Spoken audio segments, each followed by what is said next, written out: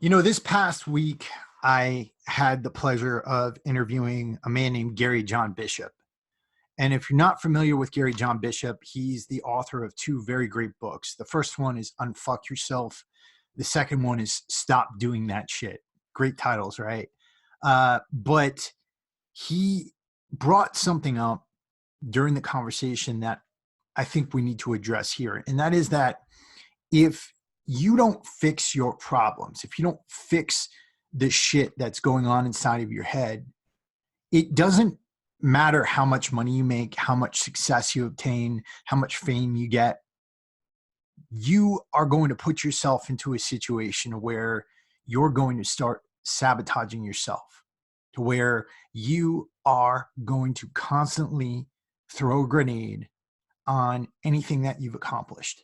And you see that all the time in Hollywood. You see all these people with all the money in the world, with all the fame in the world, who are constantly wrecking their lives. And we do it too. We just do it on lower levels, right? The media doesn't care when I throw a grenade on myself, right? They don't care when I'm sabotaging anything because I'm not famous, right? Same thing with you.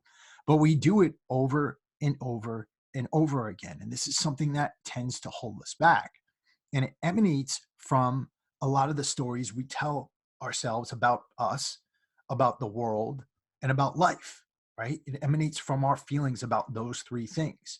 And that's what you'll get if you read those books by Gary John Bishop. What I want to talk about today is a question that comes up quite often. And it's a question that I think it's very important for us to address, but it's not the answer is not necessarily going to contain what you think it's going to contain. And that's this: how do you overcome self-doubt? How do you overcome self-doubt? And it's a big question, right? Because everybody experiences it. I don't care who you are. I don't care what you've done with your life. Everybody has a period of time where they go and they do something that they don't think they're going to get through, or they don't think that they're going to be good enough to accomplish. And if you haven't been in a situation like that, then you probably haven't tested yourself before, and you probably need to set some higher standards for yourself. But here's the deal.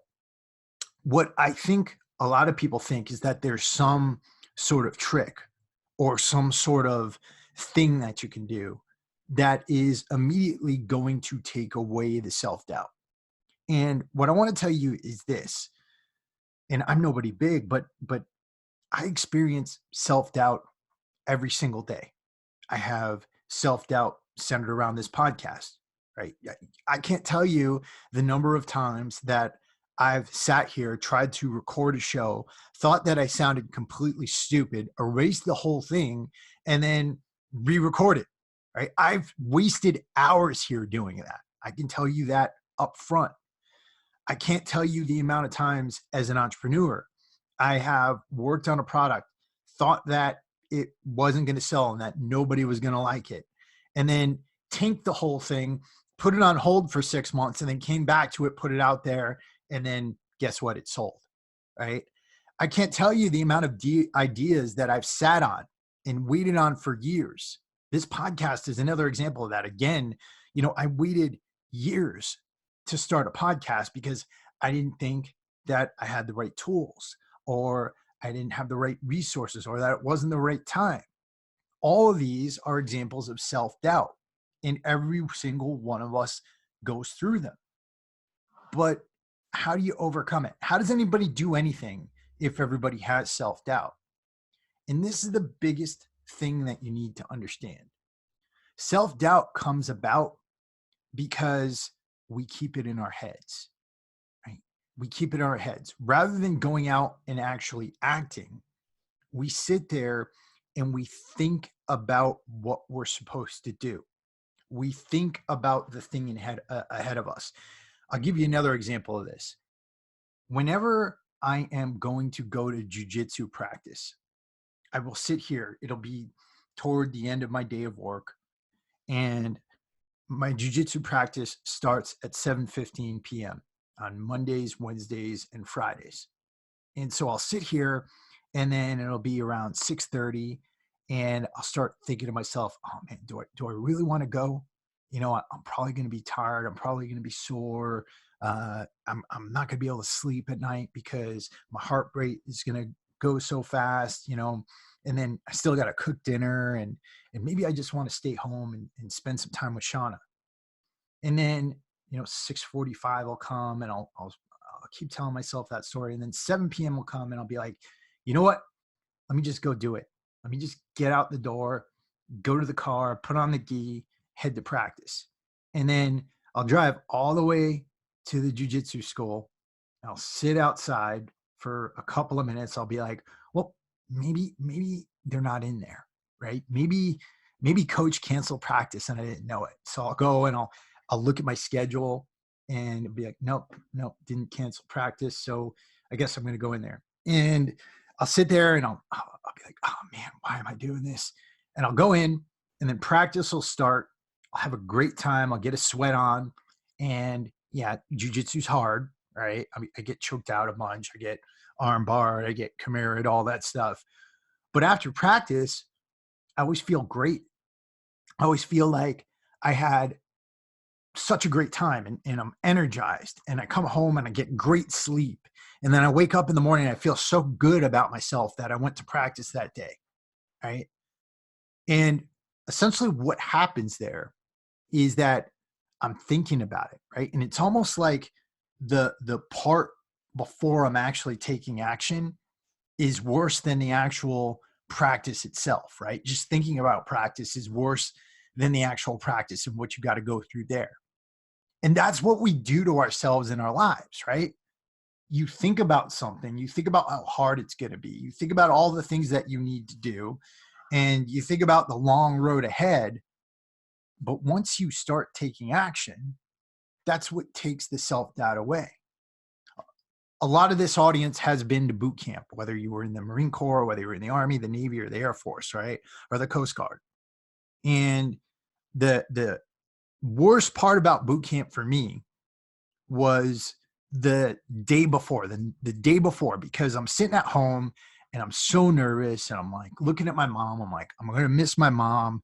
I'm going to miss my house. I'm going to miss my neighborhood. I'm going to miss my friends. I'm going to miss my girlfriend. And then, the recruiter came to my house the next day at 4 a.m., picked me up, drove me to the airport, get to the airport, and I'm thinking about everything all the way up to it. And then I fly down to South Carolina, and the second I get off the plane in South Carolina, there's a Marine standing there. He's like, "Why the hell's your shirt not tucked in? Tuck that shit in, and then stand up against the wall, put your head down." And then right then, I wasn't thinking about my girlfriend anymore. I wasn't thinking about, my hometown or anything I was going to miss. I was thinking about boot camp, right? And that's the thing. And we sabotage ourselves when things are still in our head. Once you actually go out there and you start something, right? By the time I was 3 or 4 weeks into boot camp, I was just enjoying boot camp. I was just there to try to become a Marine, right? By the time you actually start doing something, that's where your self-confidence rises, right? And it's the same, again, I'll use the same analogy. As you go through boot camp, you get better at, wearing the uniform. You get better at speaking in the third person. You get better at drill. You get better on the rifle range, right? And then as you go through your Marine Corps career, at every level, you're introduced to new things, right? New things that you have to encounter. And at those levels, you start doing those things, you gain your competence, and then that self-doubt slowly gets put away. So my advice to you is this, and this might not sound like advice at all, but it is. If you're experiencing self-doubt about something, just go out there and do it. Go out there and do it, right? Take action. If you're having doubts about your job, if you don't think that you can fill this position that you're about to go in, well, go out there, learn, apply yourself, actually do the job. And you know what? You might screw up. You probably will screw up. You'll probably make mistakes. And remember this, that's okay. That's okay, because every mistake is going to teach you something as long as you come at it with the right mindset.